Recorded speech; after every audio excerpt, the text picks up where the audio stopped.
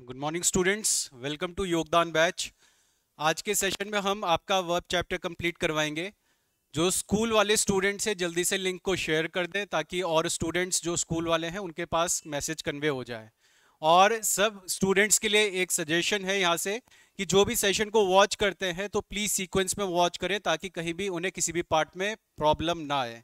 तो session begin करते हैं विदाउट वेस्टिंग एनी टाइम। आज वर्ब की क्लास चलने वाली है तो वर्ब के बेसिक्स को हम पढ़ेंगे और फिर समझेंगे कि आपके वर्ब्स का अंडरस्टैंडिंग किस तरीके से आगे डेवलप होती है जो कि आपको कॉम्पिटिटिव एग्जाम के लिए रिलेवेंट बनती है।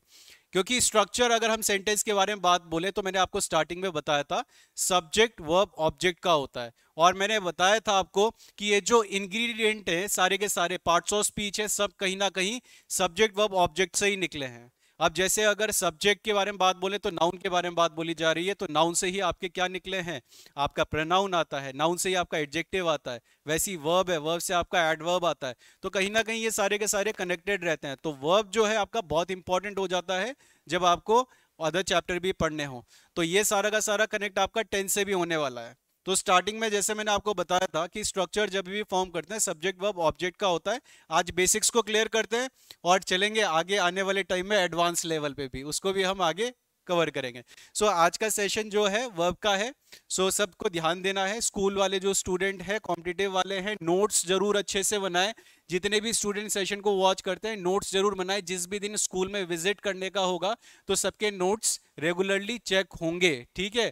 तो नोट्स अच्छे से बनाने हैं और पेरेंट्स जो दिखाते हैं सेशन को तो प्लीज अपने बच्चे को इनकरेज करें कि यहाँ पे जो क्लास करवाई जा रही है उसके नोट्स उनके पास अच्छे से होने चाहिए।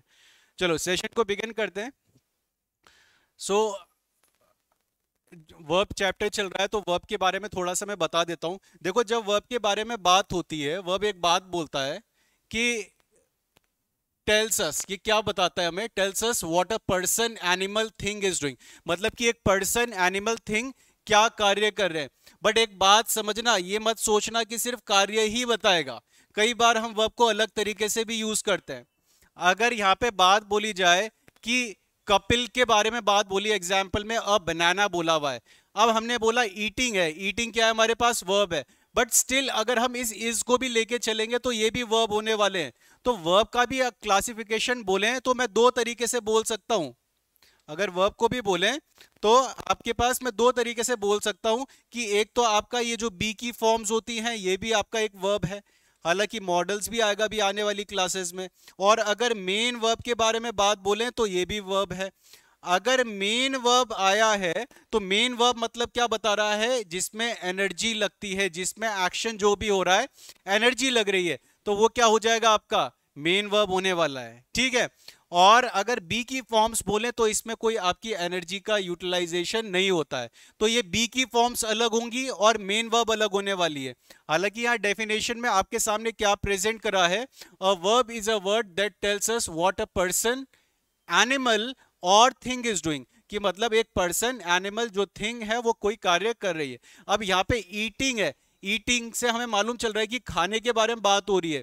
बट इस इज से मालूम नहीं चल रहा है कि सेंटेंस में हम बात क्या बोलना चाह रहे हैं। इसने बस इसकी एक मेन वर्ब की मदद करी है, एक सहायक क्रिया का यूज करा है हमने यहाँ पे मेन वर्ब को कनेक्ट करने के लिए। तो ये बातें भी आप अपने ध्यान में रखें। आगे here eating is the verb. Eating जो है एक वर्ब है which describes what Kapil is doing. और वो क्या डिस्क्राइब कर रहा है कि कपिल क्या कार्य कर रहा है। Verbs show action. वर्ब्स क्या बताता है, एक्शन बताता है। So they are also called action words. इसीलिए हम वर्ब को एक्शन वर्ड्स भी बोलते हैं, ठीक है। और आने वाले टाइम में मैं आपको बताऊंगा एक्शन वर्ड के अलावा अदर वर्ड भी बोला जाता है जब आपके पार्टिसिपल इन्फिनिटिव्स मैं उसमें कवर करवाऊंगा। बेसिक वाला है तो बेसिक वाले ध्यान दे सब अच्छे से।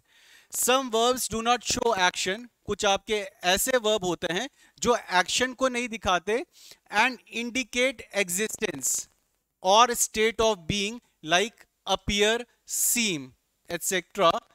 It is the most important word in a sentence. ये जो वर्ब होता है मोस्ट इंपॉर्टेंट वर्ड है in a sentence. Every sentence must have a verb. और एवरी सेंटेंस जो भी हम यूज कर रहे हैं उनमें एक वर्ब होना बहुत जरूरी होता है।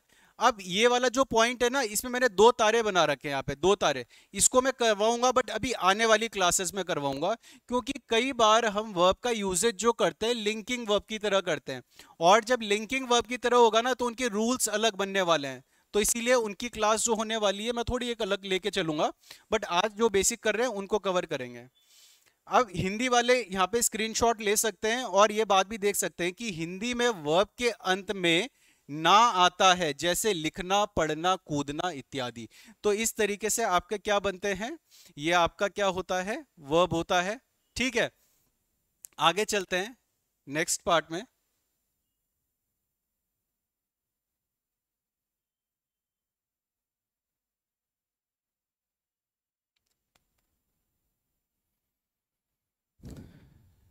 नेक्स्ट, अब बात मैंने आपको सेम बात बोली थी।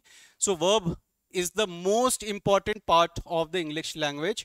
जो वर्ब होता है मोस्ट इंपॉर्टेंट पार्ट होता है इंग्लिश लैंग्वेज का। There are different kinds of verb, और हमारे पास क्या होते हैं, डिफरेंट काइंड्स ऑफ वर्ब होते हैं, and each type in itself is very vital and vast topic. ठीक है, और जो जो टाइप आने वाले हैं बड़ी इंपॉर्टेंट है। वाइटल मतलब क्या है, बहुत महत्वपूर्ण है, और वास्ट टॉपिक है। ठीक है, अभी जैसे हम ट्रांजिट, मेन वर्ब है तो मेन वर्ब से ट्रांजिटिव इंट्रांजिटिव निकाल दिया, ऑक्सिलरी है तो ऑक्सिलरी से हमने प्राइमरी हेल्पिंग वर्ब मॉडल्स निकाल दिया, फिर मेन वर्ब भी आपके अपने आप में अलग आ जाते हैं। ठीक है, उनके यूजेज आ जाते हैं, लिंकिंग वर्ब्स आ जाते हैं आपके पास, इन्फिनिटिव्स आ जाते हैं, जिरंड आ जाते हैं, ये सारे के सारे एक वास्ट टॉपिक है। ठीक है, ये सारे पार्ट कवर करवाए जाएंगे, बट अभी आप एक बात समझें, जब मेन वर्ब के बारे में बात होती है तो मेन वर्ब का भी क्लासिफिकेशन दो तरीके से चलता है। एक होता है आपका ट्रांजिटिव वर्ब जिसको हम सकर्मक बोलते हैं, और एक आपका इनट्रांजिटिव वर्ब जिसको अकर्मक बोला जाता है। ऑक्सिलरी वर्ब के बारे में बात बोलें, ऑक्सिलरी से नहीं घबराना है, ऑक्सिलरी का मतलब हेल्पिंग ही होता है। सो प्राइमरी हेल्पिंग वर्ब होती है और एक आपकी मॉडल्स होती है जिसको हम सेकेंडरी हेल्पिंग वर्ब भी बोलते हैं। सो ये दो तरीके की मैंने आपके सामने वर्ब बता दी ऑक्सिलरी वर्ब में, एक प्राइमरी हेल्पिंग वर्ब और मॉडल्स। और प्राइमरी हेल्पिंग वर्ब के बारे में बात बोलेंगे तो इज, एम, आर, वॉज, व, ये सारे के सारे आपके प्राइमरी हेल्पिंग वर्ब में आ जाते हैं, और ये मैं आपको आने वाली क्लासेस में करवाऊंगा। और मॉडल्स के बारे में बात बोलें तो मॉडल्स आपके can, could, may, might, shall, should, ये सारे के सारे क्या होते हैं, आपके मॉडल्स होते हैं। ठीक है, चलो नेक्स्ट पार्ट में चलते हैं। Next part, the main verb is the principal verb. जो मेन वर्ब होती है उसको हम प्रिंसिपल वर्ब भी बोलते हैं of the sentence, and describes the significant meaning of the sentence. Speak, learn, come, go, resemble, appear, etcetera. In a sentence both the main verb and the auxiliary verb can come together. तो ये बात बोल रहे हैं कि जो आपका main verb होता है वो प्रिंसिपल वर्ब होता है। अभी जैसे मैंने आपके सामने सेंटेंस बताया था कि राम इज टीचिंग। अब राम इज टीचिंग अगर जब हमने सेंटेंस बोला है तो इस सेंटेंस में इससे कोई मालूम नहीं चल रहा, बट टीचिंग से हमें मालूम चल रहा है कि वो पर्सन कर क्या रहा है, तो इसीलिए हम मेन वर्ब को प्रिंसिपल वर्ब भी बोलते हैं। तो ये भी आपको बात अपने ध्यान में रखनी है कि उसको हम क्या बोलते हैं, प्रिंसिपल वर्ब बोलते हैं। और एक सेंटेंस में both the main verb and auxiliary verb can come together. आपकी एक मेन वर्ब और एक ऑक्सिलरी वर्ब दोनों आपके सेंटेंस में आ सकते हैं, और हालांकि यूजेस तो आएगा ही आएगा, क्योंकि जब आप वर्ब के बारे में पढ़ते हो तो वर्ब में आपने फॉर्म्स पढ़े होंगे, वर्ब की first form, second form, third form. जब आप इनको पढ़ते हो तो आपने अलग अलग तरीके से फॉर्मेशन देखी होगी, जो कि मैंने आपको बताई थी कि आपके पास क्या होता है, सब्जेक्ट होता है, आपके पास क्या होता है, वर्ब होता है, आपके पास क्या होता है, एक ऑब्जेक्ट होता है। अगर हम सब्जेक्ट ऑब्जेक्ट के बारे में बात बोलें तो आपके पास या तो नाउन होता है या प्रोनाउन होता है, ये बात मैंने आपको बताई थी।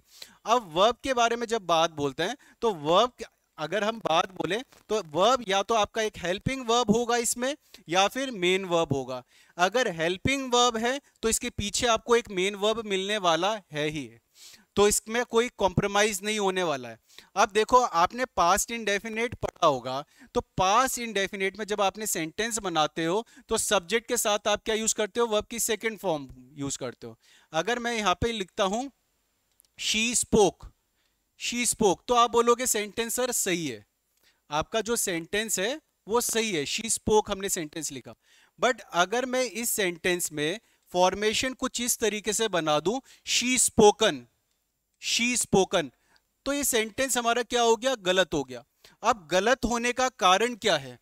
ये गलत होने का कारण ये है कि हम जब भी सब्जेक्ट यूज करते हैं तो सब्जेक्ट के बाद आपकी वर्ब अकॉर्डिंगली यूज होती है। वर्ब की सेकंड फॉर्म को यूज कर सकते हो, बट सब्जेक्ट के बाद आप वर्ब की थर्ड फॉर्म को यूज नहीं कर सकते। आप वर्ब की थर्ड फॉर्म यूज कर रहे हो तो इसके लिए हमें एक सहायक क्रिया चाहिए, एक हेल्पिंग वर्ब चाहिए। अब हेल्पिंग वर्ब यहाँ पे क्या आएगी? अगर हमने वर्ब की थर्ड फॉर्म यूज करी है, हमें एक बात मालूम चल गई, ये परफेक्ट सेंस दे रहा है। अब जब परफेक्ट सेंस दे रहा है तो यहां पे हमें एक हैज चाहिए, एक हेल्पिंग वर्ब चाहिए, हैज चाहिए। सो सेंटेंस क्या फॉर्म हो गया हमारा? She has spoken. और शी हैज स्पोकन बनते ही ये जो सेंटेंस है ये करेक्ट हो चुका है। तो हेल्पिंग वर्ब का यूजेज भी बहुत जरूरी है सेंटेंस में, और मेन वर्ब का भी, और उनकी फॉर्मेशन आना बहुत जरूरी है। ठीक है, अब आते हैं कुछ एग्जाम्पल्स में, एग्जाम्पल्स देखते हैं और उनसे समझते हैं।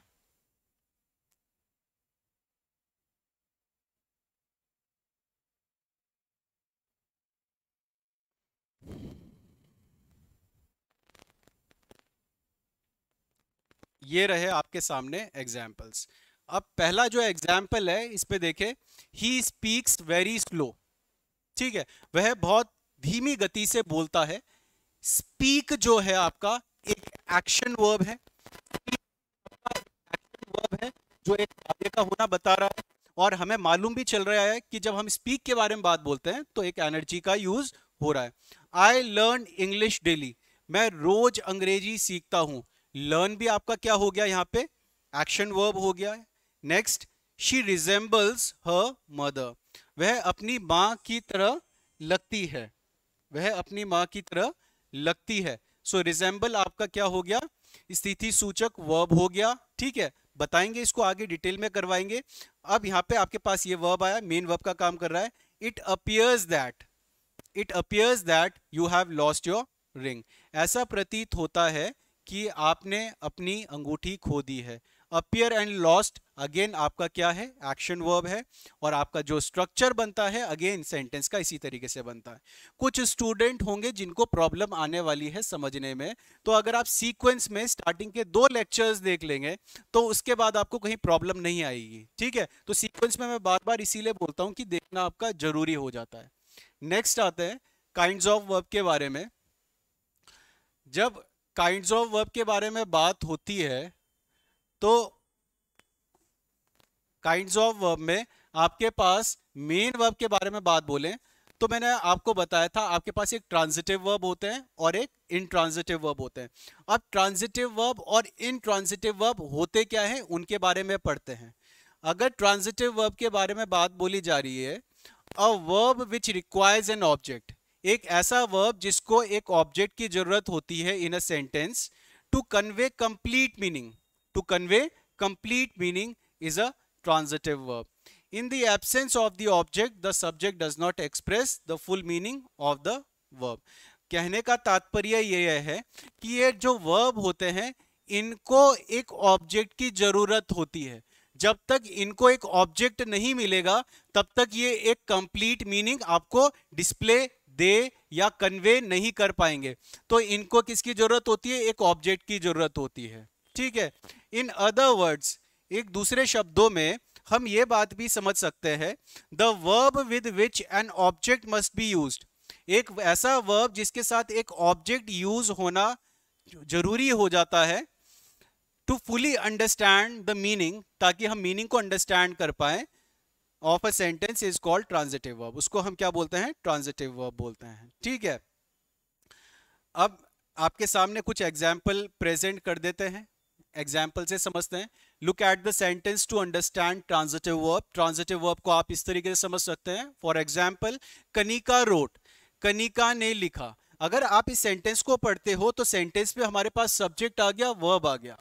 अब सेंटेंस भी आप तब बोलते हो जब वो एक कंप्लीट मीनिंग डिस्प्ले कर रहा होता है। यहां पे कहीं ना कहीं ये सेंटेंस जो है हमें कंप्लीट मीनिंग डिस्प्ले नहीं कर रहा है, क्योंकि हमें एक ऑब्जेक्ट की जरूरत है। हमने कनिका रोट तो बोल दिया, कनिका ने लिखा ये तो बोल दिया, बट अभी भी हमारे दिमाग में क्वेश्चन ये आ रहा है कि लिखा क्या है। पोएम भी हो सकती है, वो स्टोरी भी हो सकती है, कोई कहानी भी हो सकती है किसी भी तरीके की, तो कुछ भी चीज हो सकती है। और जब तक हमें उसका आंसर नहीं मिलने वाला है तब तक हमारा एक कंप्लीट मीनिंग यहाँ पे नहीं चलेगा। तो यहाँ पे देखो, इसीलिए जो आपका ये नेक्स्ट सेंटेंस है, कनिका रोट हर नेम। अब यहाँ पे जैसी सेंटेंस में हमारे पास एक ऑब्जेक्ट आया हर नेम, तो हर नेम आते ही एक बात क्लियर हुई कि कनिका रोट व्हाट का आंसर मिल गया कि वो पढ़ती क्या है, करती, रोट वो लिख क्या रही थी, वो लिखती क्या है, तो हमें इस चीज का आंसर मिल गया। तो यहाँ पे व्हाट का आंसर जब मिलता है तो ये बात हमारा क्या हो जाता है, क्लियर हो जाता है कि ये कंप्लीट मीनिंग आ गई कि कनिका रोट उसने लिखा क्या है। तो जो भी वर्ब, मैंने आपको दो तरीके से बता दिया कि जिनके साथ ऑब्जेक्ट यूज होगा या फिर जिनको एक कंप्लीट मीनिंग देने के लिए एक ऑब्जेक्ट की जरूरत हो, उसको हम क्या बोलते हैं, ट्रांजिटिव वर्ब बोलते हैं। तो ये बात ध्यान रखें सब, ठीक है। नोट सबके सारे स्टूडेंट्स के अच्छे तरीके से फॉर्म होने चाहिए। आपके कभी भी जब इंस्पेक्शन होगा स्कूल का तो वो वहां पे चेक्ड होंगे, तो प्लीज जो भी नोट्स बना रहे हैं अच्छे से बनाएं। तो और इसके अलावा एक और चीज है कि अगर आपको नोट्स में प्रॉब्लम आ रही है तो मैं हिंदी इंग्लिश दोनों में यहाँ पे रिप्रेजेंट करा है, तो अगर किसी को हिंदी में भी लिखने इंग्लिश में भी लिखने तो दोनों तरीके से कन्वे लिख सकते हैं। यहाँ पे मैसेज आपको कन्वे अच्छा हो रहा है कि जिस तरीके से आपको हेल्प आउट रहे, ठीक है। तो चलो आज वो आगे चलते हैं।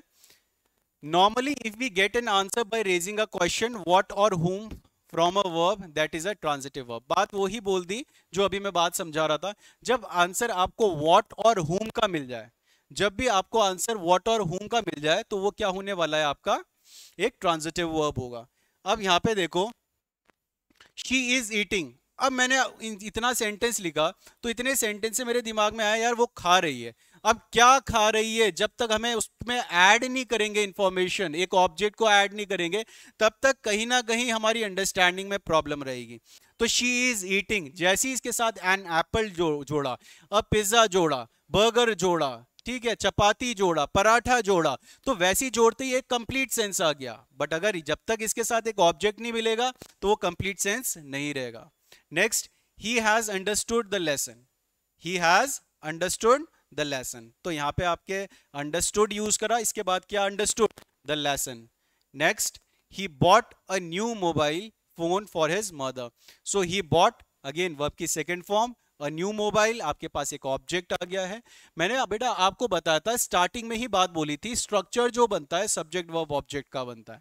तो सब्जेक्ट आ रहा है, वर्ब आ रहा है, ऑब्जेक्ट आ रहा है, उसमें हम एडवर्ब को भी लगा देते हैं, एडजेक्टिव को भी यूज कर देते हैं, बट स्टिल फॉर्मेशन जो होती है वो बेसिक वो ही फॉलो हो रही होती है। यहाँ पे देख लो, हमारे पास सब्जेक्ट है, ऑब्जेक्ट है, और बीच में हमारे पास क्या है, वर्ब है। बीच में ये डिटर्मिनर भी आ चुका है, एक आर्टिकल भी आ चुका है। He kicked the football, again subject, kicked verb, the football आपका ऑब्जेक्ट आ गया। Avyaan has completed his homework, so again Avyaan subject, his homework object, और बीच में again verb has completed.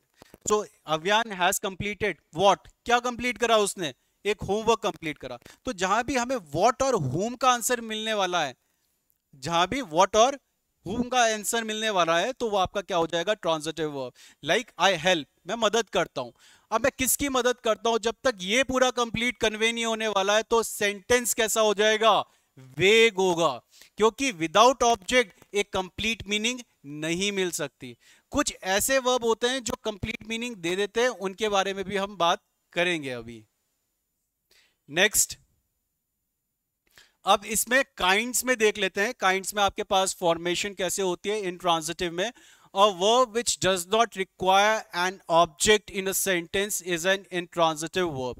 So एक ऐसा verb जो require नहीं करता एक ऑब्जेक्ट को in a sentence is an intransitive verb. In other word, हम इसको भी दूसरे शब्दों में ये बात सीख सकते हैं, the verb with which the full meaning of the sentence is understood without using any object is called intransitive verb. उनको हम क्या बोलते हैं, intransitive verb बोलते हैं, जिससे कि हम एक कंप्लीट मीनिंग अंडरस्टूड कर सकते हैं। अब एग्जाम्पल्स देखें यहाँ पे, Kanika is not weeping, Kanika रो नहीं रही है, ठीक है।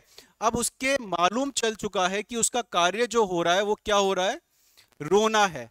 सो यहाँ पे हमें एक ऑब्जेक्ट की जरूरत नहीं है और ना ही हमें यहाँ पे कोई ऑब्जेक्ट दिख रहा है। इसीलिए जो वीप हो चुका है आपका, ये आपका इंट्रांजिटिव वर्ब हो चुका है। Next, she is laughing.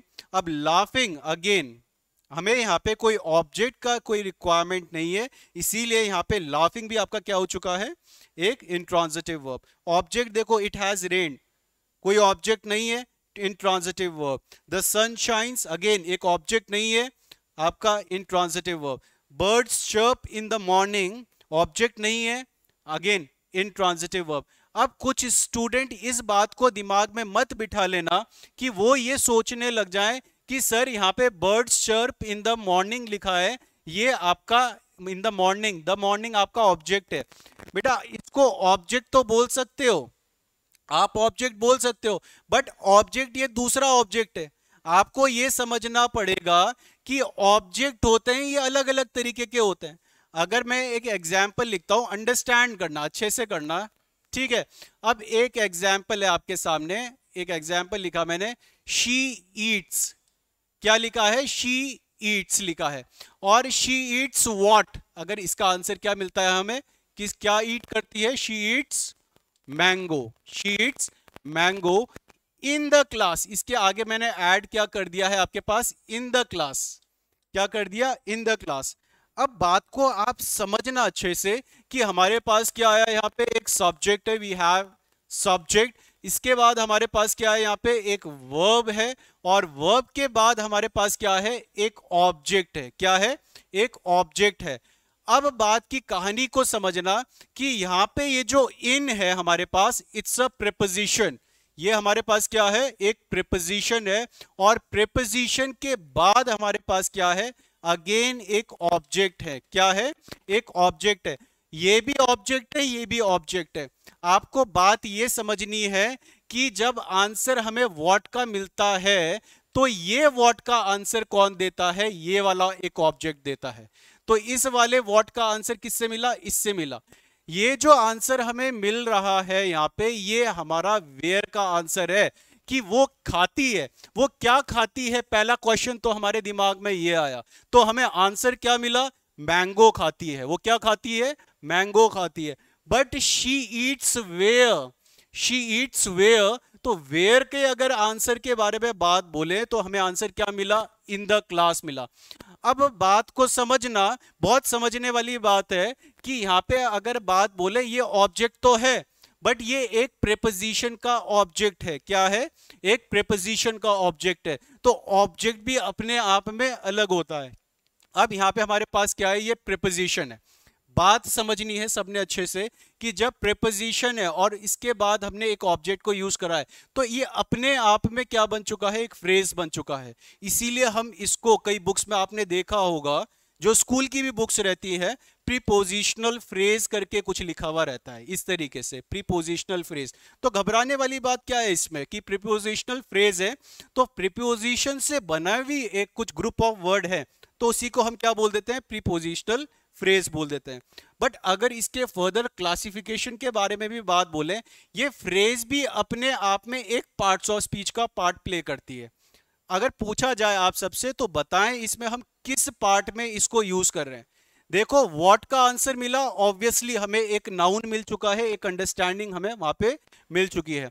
But अगर वेयर का आपको आंसर मिल रहा है, डेफिनेटली यहां पे हम इसको बोलेंगे तो ये प्रीपोजिशनल फ्रेज में भी एडवर्बियल फ्रेज है।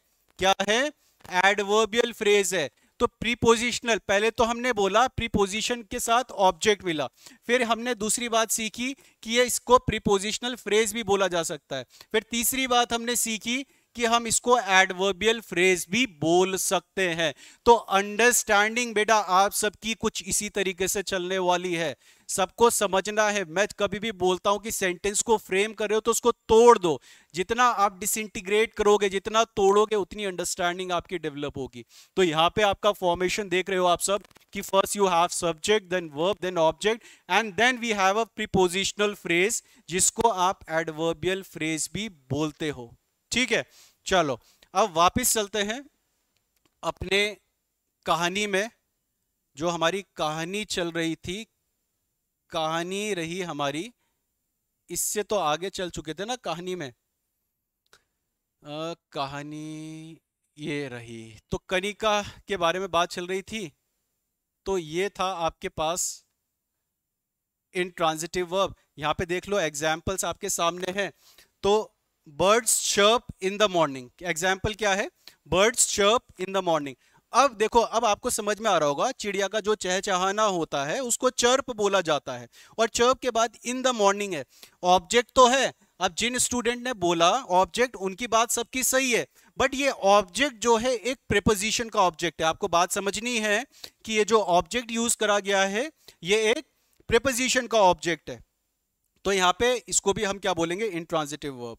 इट इज बर्निंग, अगेन ये भी आपका एग्जाम्पल क्या हो जाएगा, इंट्रांजिटिव वर्ब का हो जाएगा। तो ये आपका कुछ रूल्स थे और कुछ आपके काइंड्स थे वर्ब के, जिसको हमने आज डिस्कस करा। नेक्स्ट क्लास में इससे आगे कंटिन्यू करेंगे, और आने वाले टाइम में लेवल ऐसा लेके जाएंगे जिसमें कि आपके एरर्स करवाए जाएंगे, जो स्कूल के लिए और कॉम्पिटिटिव एग्जाम दोनों के लिए इंपॉर्टेंट रहने वाला है। सो आज के सेशन को फिर यही पे एंड करते हैं, नेक्स्ट सेशन में आपसे आगे मिलेंगे। That's all for today everyone, have a great day ahead.